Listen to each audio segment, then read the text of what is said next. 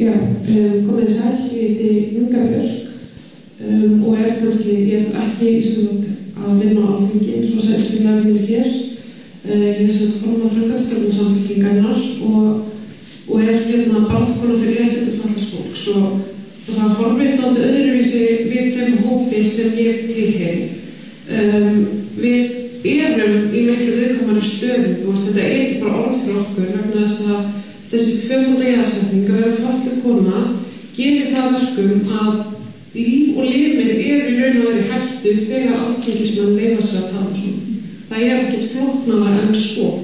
Vegna þess að þessir menn og þetta fólk sem þarna situr ræður hvað þjónustu ég fæ sem fatluð kona, hvar ég bý, hvort ég sé stofnanaveistu eða hvort ég fá að búa heima hjá mér.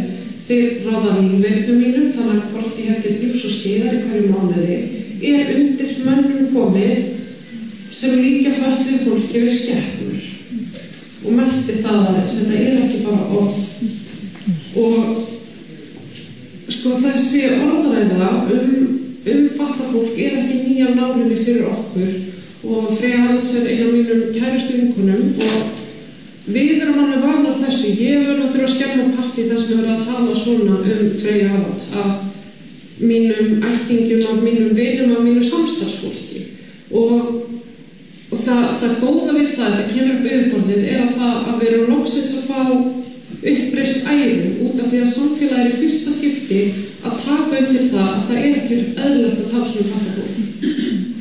Þetta í fyrsta sinn sem ég heyri samfélagið verja Freyju Haralds eftir allt sem hún hefur mátt þola í gegnum árin.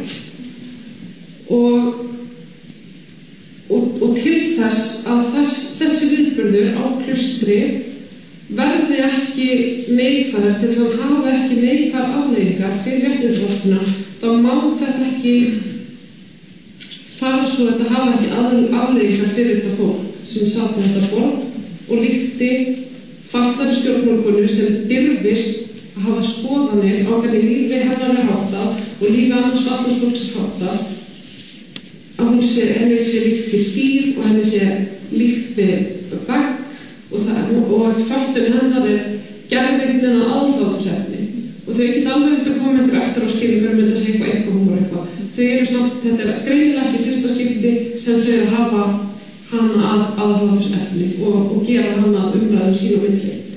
Og að virðingu við fatlaðar baráttukonur, þá verður þetta af afleiðingar og þetta verður líka af afleiðingar fyrir alþingiskonurnar sem urðu fyrir þessum hrottaskap því að samfélagið myndi gleyma þessum umræðum.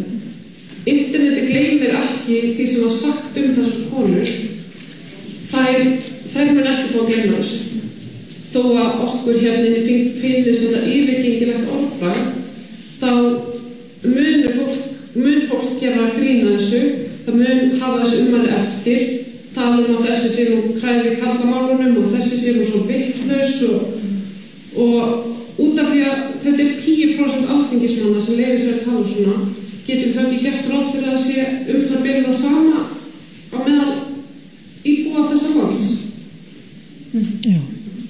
Þannig að til þess að verja þessar konur, til þess að þessi ummæli fá ekki að tæra þær upp næstu árin, þá þurfum við að láta þetta hafa afleiðingar og ég ætla að tala um það. Já.